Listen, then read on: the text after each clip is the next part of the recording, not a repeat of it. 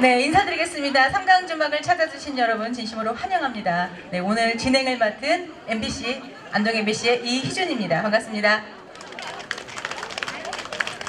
네, 낙동강 1300리길의 그 이야기와 정취가 고스란히 아직 남아있는 삼강주막에 여러분들 오늘 함께 하셨습니다. 저희가 지난 5월부터 9월까지 주말 오후 2시부터 4시까지 상설 공연으로 여러분과 함께 하고 있는데요. 먼저 식전 공연으로 오늘은 특별히 남예천농협의 합창단 여성분들께서 오늘 수고를 해주셨습니다. 네, 아주 흥겨운 무대였죠? 네, 제가 조금 전에 낙동강 1300리길이라는 이야기를 잠깐 말씀드렸는데요. 낙동강 1300리길이 도대체 어디서부터 시작이고 또 어느 구간이고 또 정취가 남아있다고 했는데 더 어떤 자세한 이야기거리가 있는지 여러분들께 소개를 먼저 드리고 오늘 공연을 본격적으로 시작하려고 합니다. 자, 삼강주막의 문화해설사님 모시고요. 우리가 이야기를 좀 들어보도록 하겠습니다. 문화해설사님 어디 계신가요? 여러분 큰 박수로 맞아주시기 바라겠습니다. 네, 안녕하세요. 네, 삼강주막을 찾아서 대단히 고맙습니다. 저는 이 삼강주막에서 문화관광 해설을 맡고 있습니다. 정재윤입니다. 반갑습니다. 네, 잘 오셨습니다. 여기 오신 데가 삼강주막입니다. 먼저 삼강부터 말씀을 드리면 강 건너 보이는 저 산이 문경 추홀산 여기가 마지막입니다. 그리고 북편에 저쪽 강 건너 산이 안동 학하산맥 여기가 마지막이고 동리 뒤에 떨어진 저 산이 대구 팔공산맥이 여기가 끝입니다. 산맥셋이 끊어지면서 저 강원도 황지에서 발원하는 낙동강이 안동댐을 거쳐서 지금 우리 주막 앞까지 600리를 왔습니다. 여기서 다시 봉화군 무량면에서 발원하는 내성천이 영주를 거쳐서 예천을 거쳐서 국가적 명성지 16권 회롱포를 350도 회전하죠. 또다시 180도 회전해서 우리 주막 앞에 옵니다.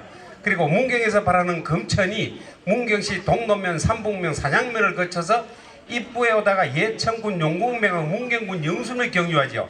주막 앞에서 세 강이 나란히 만나서 다대포까지 다시 700리를 갑니다.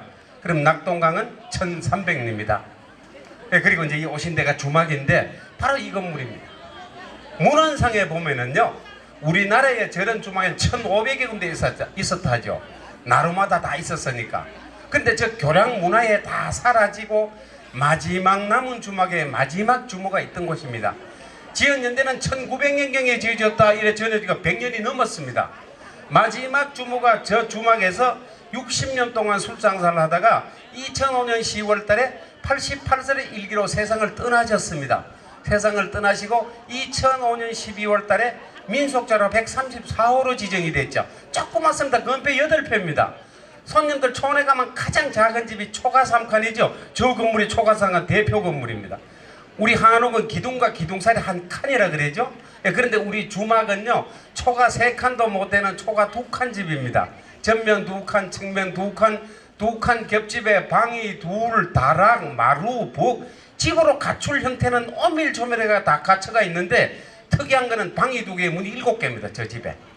왜 문을 7개를 내놨을까요? 첫째, 다락으로 통한 문이 하나 있습니다. 양쪽 방에 손님을 받으면요, 주모가 소지품 둘 데가 없잖아요. 주모도 기중품이 있었겠죠.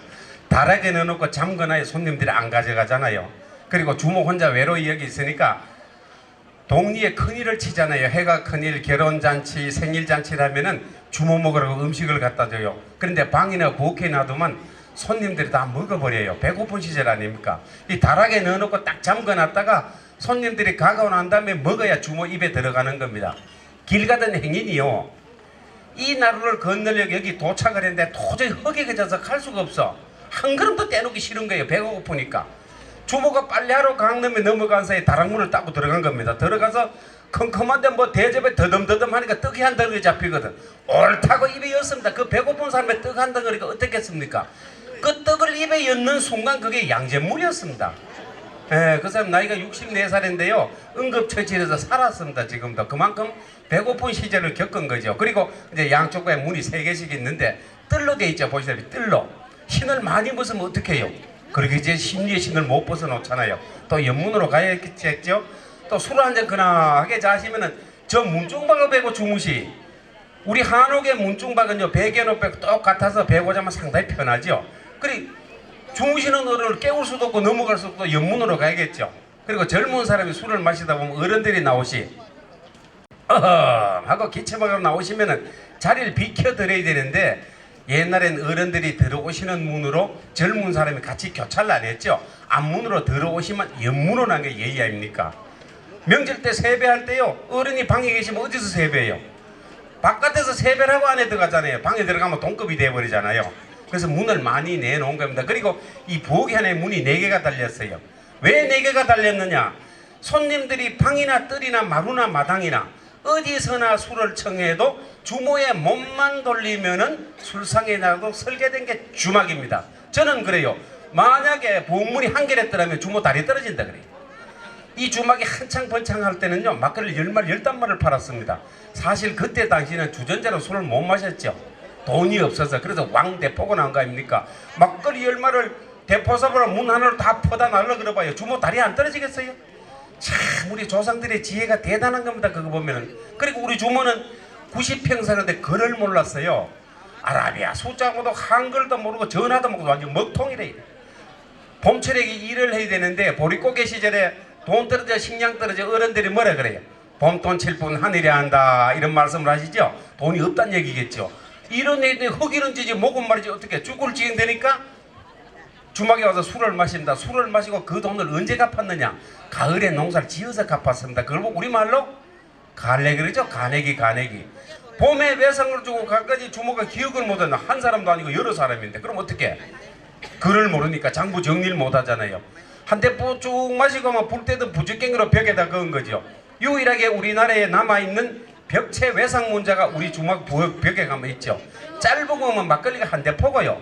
긴 거면 한 대고 외상을 갚으면은 새로 그어놓은 금에 가로 쭉 그어서 아 이 사람은 돈 갚았다.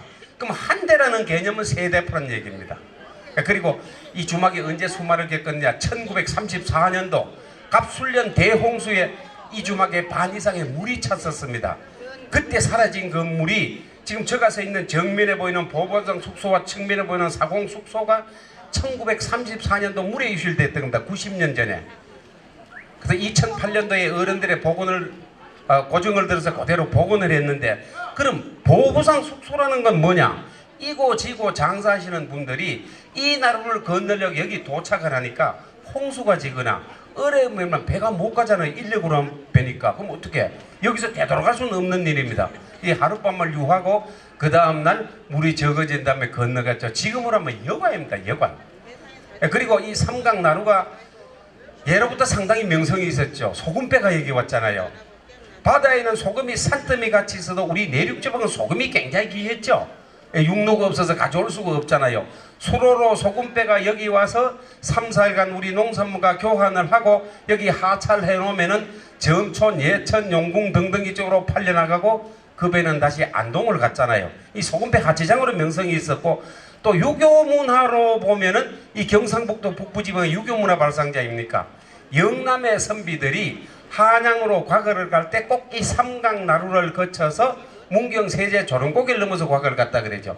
왜 그런 설이 있는가 하면은 영남의 선비들이 한양 가는 큰 고길이 추풍령이 있잖아요. 그 다음에 중령이 있고 조령이 있는데, 추풍령으로 가면은 추풍 낙엽이 된다 그러죠. 예, 중령 가면 죽서 쭉 미끄러진다 그래요. 애들 학교 갔다 와서 시험 잘못 치고 들어오면 뭐라 그래요? 엄마 오늘 죽 썼어 이래잖아요. 과거는 죽 쓰면 큰일 나죠. 안 그러니까? 지금요 대학교 졸업 맞고 친구끼리 사법고시 응시해서 하나는 합격으로 하나는 불합격해도 니네 그럽니다. 친구니까. 그때 당시는 과거에 응시해서 하나는 급제라고 하나는 급제 못하면 절대 니네를 못했죠. 예, 그만큼 과거가 중요했던 시절입니다. 그래서 이 나루를 거쳐서 문경세제 예과길 제인학교 있죠. 거기를 따라서 한양을 갔다 하는 이런 설이 전해져 내려오고 있죠. 그리고 지금 주막 앞에 이렇게 큰 나무가 한 그루 있습니다. 옆에 또 한 그루 있거든요. 저 나무가 항면은 회화나무입니다. 보통 해나무 그러죠. 예, 저 나무는 수령이 500년생입니다. 그리고 저런 나무가 있는 집이나 동리는 대선비가 있었거나 벼슬 한 사람이 틀림없이 있죠. 우리 10대 조금 어떤 벼슬 했다 이런 얘기를 하죠. 임금이 하사일에 심은 나무입니다. 두 그루가 있다는 것은 동네 입구라는 뜻이죠. 그럼 저 나무가 입구에 심는 이유는 가지고 있는 전설이 있습니다. 저 나무가. 저희 말은 동리에 두레박샘에 물이 떨어지면요 강물을 길에다 먹고 살았거든요. 저도 그 강물을 많이 먹고 자랐는데 아침 일찍이 아녀자들이 물동을 이고 강물을 길어올 때 전엄하고 밤새 이슬을 먹은 거 있잖아요. 그 이슬이 물동에 떨어진 물을 집에 가서 마시면은 자손이 벼슬 한다 그런 전설을 가지고 있죠, 저 나무가. 그래서 선비들은 저 나무를 상당히 아꼈습니다. 학자속은 선비나무 그렇게 얘기를 하죠. 예, 그리고 저희들이 정월 보름이면 동신제를 지내는데 저희 마을은 삼면이 강이고 한면이 산이다 보니까 자동적으로 강신을 모시고 살은 거예요. 그래서 정월 보름만 동신제를 지내고 뭘 하느냐, 주막 앞에 돌 드는 행사랍니다. 들돌. 왜 들돌을 드는 행사라는가 하면은 농경사회는 정월 보름이 딱 되면 농사철이 시작이 되죠. 그때 뭐 하죠? 연봉을 정하죠. 연봉을. 큰 머섬은 나라에 15섬, 20섬, 꼴 머섬은 2섬, 석섬 이래 정했잖아요. 그런데 큰 머섬은 농사를 짓는 기술자니까 사실은 문제가 안 됩니다. 근데 꼴 머섬이 문제가 되는 거예요. 왜? 9살, 6살 때 소를 먹이는 꼴 머섬이지 나이가 15살, 20살이면 장정인데 맨날 2섬, 석섬 받고 일하려거나? 그러니까 주인 보고 돈 많이 주고 하니까 주인이 니금 저거 들어봤는데 못 듭니다. 제가 220그런데 어떻게 들겠어요? 못 들어요. 그리고 조금만 갖다가 번쩍 들어버리면 돈 다 줘보고 지을 건 한 개도 없는 걸 안 그래요? 주모가 쓰던 보기 가면요, 주모가 쓰던 술독에 지금도 묻혀. 저도 그 술 가끔 돈은 없고 술은 먹고 싶고 뚝배기로 한 사발 떠먹고 집 가버려. 알아요. 막걸리 10대포 마시고 돈 주면 한 대포도 공짜로 줘. 그럼 10만 파면 한 만원 공짜로 줬다는 얘기입니다. 6.25 때 남편이 이렇게요, 4남매를 키우기 위해서 안 굶기려고 술 장사를 시작한 겁니다. 죽을 때까지 수도꼭지 모터를 보고 세상을 떠나셨거든요. 예? 알았니다. 예. 손님들 주말까지 오셨으니까 텁텁한 막걸리 맛보시고 오늘도 즐거운 하루 집에서 고맙습니다. 감사합니다. 예.